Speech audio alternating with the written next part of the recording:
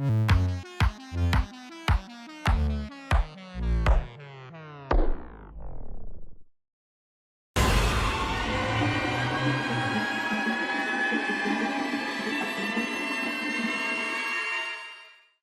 everyone, and welcome to Wicked Encounters, where we explore just what goes bump in the night.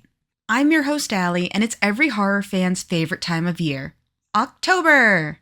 In celebration of the spookiest month, I've compiled a list of movies that I think are worth sharing with you guys, and I'm calling it the 31 Days of Wicked Horror. We're on the 14th day of October now, but in case it's your first time checking in, I'll tell you how I've selected the movies that I believe are worthy enough for you to watch. First off, none of the movies are going to be older than 20 years, so we can add some newer videos to our must-watch list instead of continuing to repeat the same ones from 50 years ago. Shining, hi. Secondly, I'll be providing the synopsis and plot of the movies for those who may not like surprises or just want to listen to know what the movies are about. There will be a slide letting you know when we're coming up on it, and I'll let you know where it's safe to click on to avoid spoilers. Also, while many of the movies are streamable, I'm not going to really provide the info on where you can watch them because it varies based on where you live, and streaming services suck. They never keep their movies long enough. It makes me sad. Finally, I'm going to give you some reasons as to why the movie stands out and why I think you'll like it. So, 14th on our list is Paranormal Activity. Paranormal Activity is a 2007 found footage horror film, directed, produced, written, photographed, and edited by Oren Peli, that reinvigorated the genre with its minimalist approach and eerie realism. The story revolves around a young couple, Katie Featherston and Micah Sloat, who move into a new suburban home in San Diego, California. The film is presented as footage recovered from a video camera, documenting the paranormal events that unfold in their home over several weeks. I'm going to go more in depth and go over the plot of the movie now, so if you'd like to skip, you'll know where to skip to in 3, 2, 1.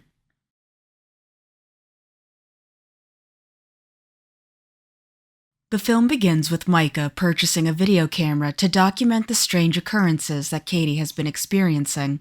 Katie reveals that she has felt a malevolent presence following her since childhood, and the couple hopes to capture evidence of this entity on film. Micah, skeptical yet curious, enthusiastically records their daily lives, setting up the camera in their bedroom each night to capture any unusual activity while they sleep.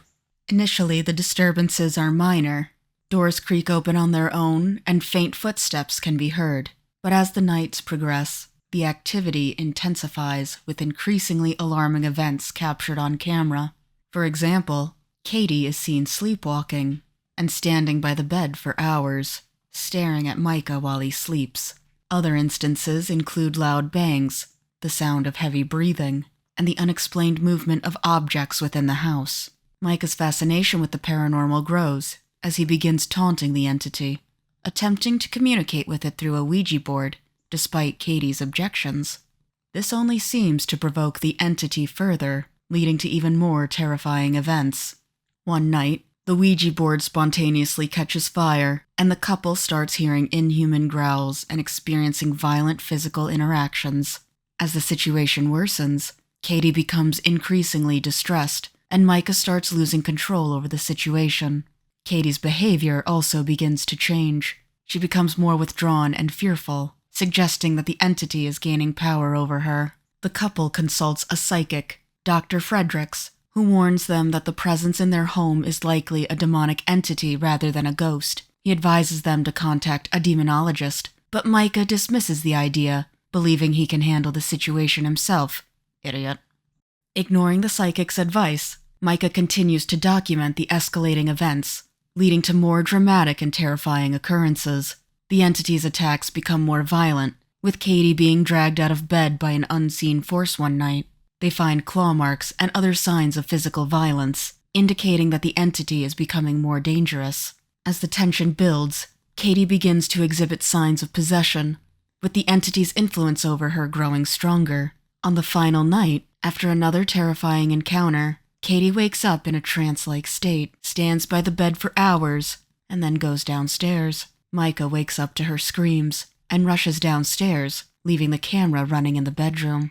Off-screen, there is a struggle, followed by silence. The film ends with Katie returning to the bedroom covered in blood, holding a knife. She sits by the bed and rocks back and forth for several hours before finally lunging at the camera, her face distorted by a demonic expression. The screen cuts to black, and the film ends with a title card explaining that Micah's body was discovered days later, but Katie's whereabouts remain unknown. And with that, the film ends.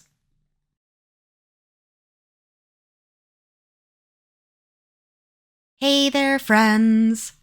To those who stayed, I hope you enjoyed what you heard enough to give it a watch.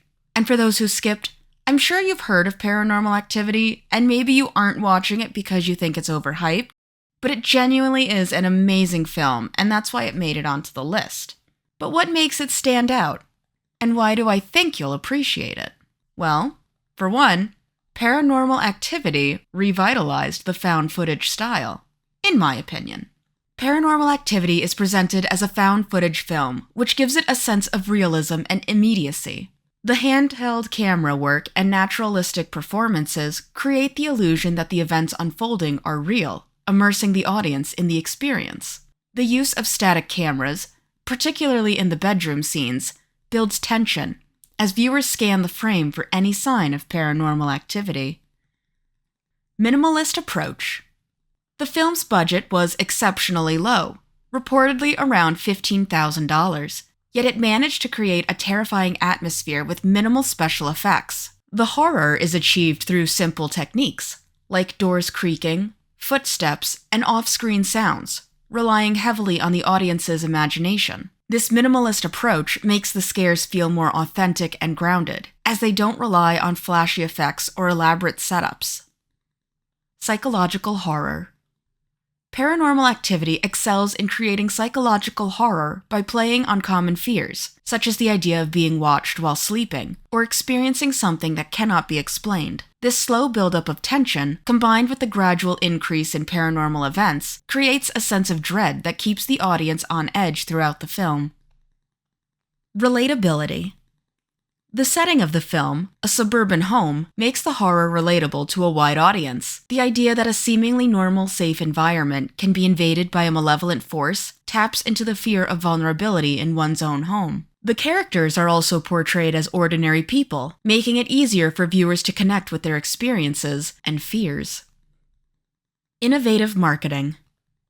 The film's marketing strategy played a significant role in its success. Paramount Pictures used a grassroots approach, encouraging audiences to demand the film in their local theaters through an online campaign. This created a sense of exclusivity and anticipation, driving word-of-mouth promotion. The film's success at the box office, grossing over $193 million worldwide, demonstrated the power of viral marketing in the digital age. And that's also why you've probably heard of it, even if you haven't seen it.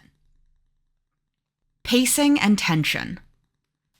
The film's pacing is deliberate, with each night in the story escalating the tension and horror. The long static shots of the bedroom at night become increasingly nerve-wracking as the audience anticipates something to happen. This method of gradually increasing the intensity of the paranormal activity, rather than bombarding the audience with constant scares, allows for a more sustained and impactful buildup of fear.